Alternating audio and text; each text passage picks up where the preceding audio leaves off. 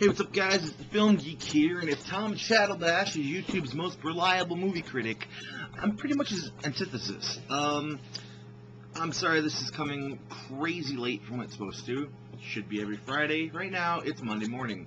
I had a crazy weekend. Saturday, the 30th, was my birthday, my 27th birthday. God, I'm old. And I was shooting a short film that day, so I was doing that all day, and then Friday night I had work, and then yesterday, which was Sunday, Halloween, I also had work, plus I had to capture all the footage from the short film, and blah, blah, blah. So, this is coming super late, and I apologize, but I do have a bunch of movies that I watched this last week, so here we go. First off, I watched the Lifetime original movie, Secrets in the Walls. Yeah, I know I lose guy points for watching a Lifetime original movie, but my good excuse was that the ghost in the story, because it was like a ghost movie, the ghost is played by a good friend of mine named Jordan Trevelyan, and she was creepy as hell. Unfortunately, most of the movie itself was not. I'll give the whole movie props. It had very good acting, but the story was very overplayed. It's one of those just normal stories where they move into a house that has a ghost, and only the youngest kid can see the ghost. But of course, the parents, or in this case, the single mother, does not believe the kid because they can't see anything until they see something themselves and believe the kid, but by then it's far too late.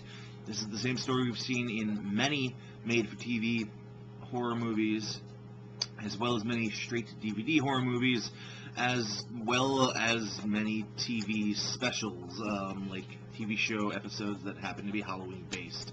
This story was incredibly overplayed, seen it a zillion times, but the acting was good, and my friend Jordan was creepy as hell as Gretchen the Ghost. And so I give this movie 2.5 out of 5. Next up, I saw the 1940 Best Picture Oscar winner, Rebecca. It's a Alfred Hitchcock film. It's the only Alfred Hitchcock film to ever win an Oscar. I thought it was crap. This movie was long, drawn out. The pacing was ridiculously slow. There was nothing suspenseful or horrific about it like you would think an Alfred Hitchcock movie would be. The acting was pretty dreadful through most of it. The only props that I give it was that it did have some very cool and creative plot twists that I did not see coming. So for that alone, I give it a 1.5 out of 5, because that was the only good thing. The plot twists were great, everything else was shit. Then I saw the 1981 Best Picture winner, Chariots of Fire, and this movie was pretty middle of the road for me. I was not interested in the story whatsoever. It's a story about some track runners who then go, in Britain, who go into the Olympics. Yeah, it was basically a running movie, and it didn't interest me in the slightest little bit. But it had good soundtrack, it had great acting, but the story just killed me, so I give it 2.5 out of 5, very middle of the road. Then I saw The Bumblebee Flies Away. This is an independent movie. It's a drama with sci-fi elements, starring, what's her name? Rachel Leah Cook, Janine Garofalo, and the guy who played Frodo. This movie was very interesting. It had a lot of cool twists. It was actually a really good movie all around, although it had some unbelievable parts. The sci-fi in it was very slight. Basically, Frodo, I'll just always call him Frodo. I don't even care if his name is Elijah Wood. He's Frodo to me and probably everyone else now. So he wakes up. He's like basically in like a chronic institution where like everyone there has like chronic illness that are going to die really soon, and they're all pretty young people. He, however, is not. He had his memories erased for his own good, and he is at this place going through tests, and he ends up kind of having a romantic relationship with the sister of one of the chronic patients that he is kind of feuding with. yeah, the ending was absolutely horrendous. That was one of the unbelievable parts, was the very, like, almost ending scene. But the story was very cool. The acting was really cool. I kind of believed the romance. It had good actors. I was surprised to see Rachel Leah Cook in something, because she hasn't been in anything since, like, She's All That. But they had good chemistry together, and it was a very cool, independent film. I give it a 3 out of 5. Then I saw the 1972 Best Picture winner, The Godfather. I've heard fantastic things about The Godfather. It is a classic, of course.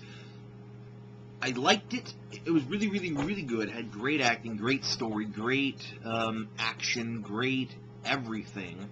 However, I thought it, at almost 3 hours, it was a bit too long, and I also thought that there were certain scenes that seemed to drag on, like the opening scene where we're meeting the Godfather and seeing his relationship with some of these characters that will become pivotal characters later on in the movie, but at the moment they're not, and it goes back and forth between that and his daughter's wedding, because he's making these arrangements at the wedding. This scene took 23 minutes. More than half of that was the wedding. And I think that 23 minutes watching a single wedding is a little too long. There was another scene later on that lasted like 14 minutes that I thought was also way too long. Had these scenes been chopped, this would have been a much tighter, better movie. There was also 1 or 2 shorter scenes that I thought were completely ridiculous and unneeded, like the scene where the Godfather brings the body of his oldest son to the morgue to have him done up late at night. I thought that scene was useless.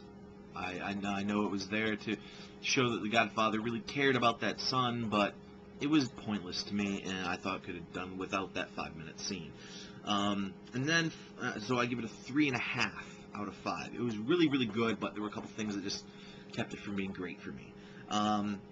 And finally, I saw the 1927 movie Metropolis. This did not win any kind of Best Picture at the Oscars or anything like that.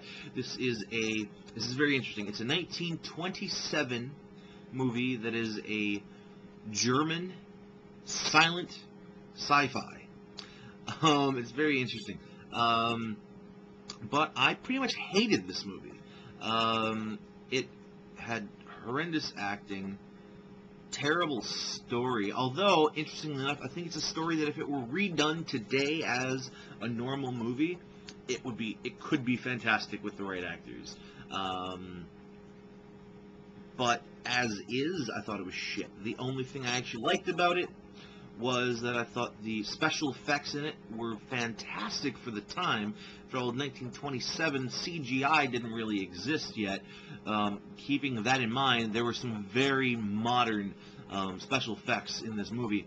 And I thought the set pieces of this movie were phenomenal and outstanding. All in all, I give Metropolis a 1 out of 5. So that's my stack for this week. Hope you guys enjoy. Check out some of these movies, and I will talk to you next time.